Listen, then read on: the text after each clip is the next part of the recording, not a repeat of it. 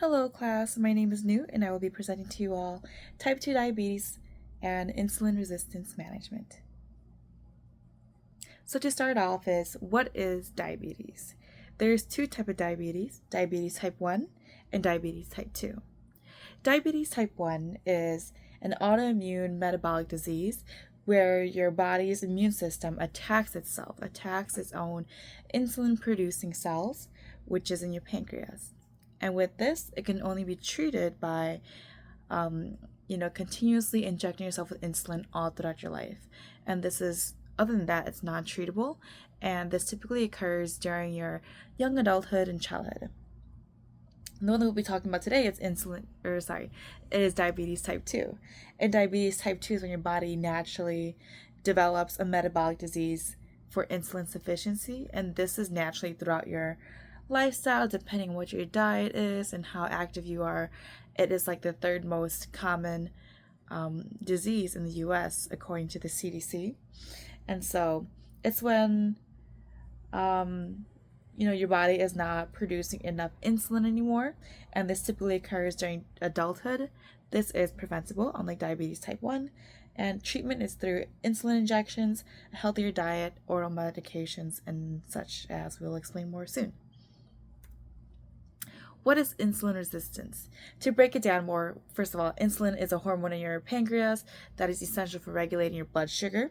And, your blood sugar is in your body through consuming a lot of carbohydrates and starchy stuff, which we'll mention later. Insulin resistance is a complex condition in which your body does not respond to it anymore, does not respond to glucose anymore. And so with that, in healthy bodies, typically insulin signals cells to absorb the glucose from your body and your bloodstream and to use it as storage and energy.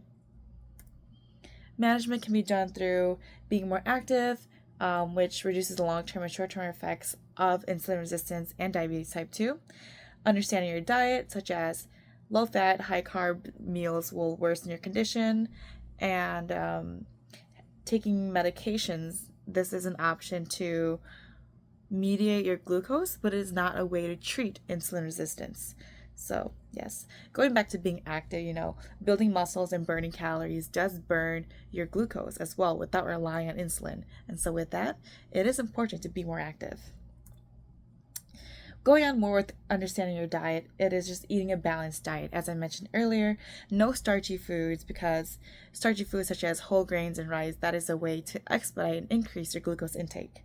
And so it can worsen your insulin resistance, and overall, understanding your diet will lead to weight loss, which will increase your body's insulin sensitivity. And with that, then the more sensitive you are to insulin, the more your body will start going back to normal.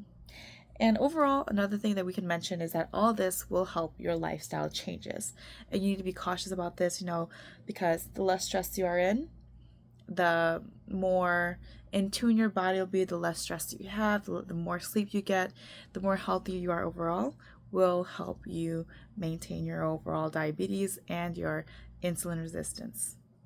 So these are my sources. I use our textbook, a couple websites through Cleveland Clinic, diabetes.org, CDC, and such. But yes, that's it. Let me know if you have any questions. Feel free to reach out to me. Thank you.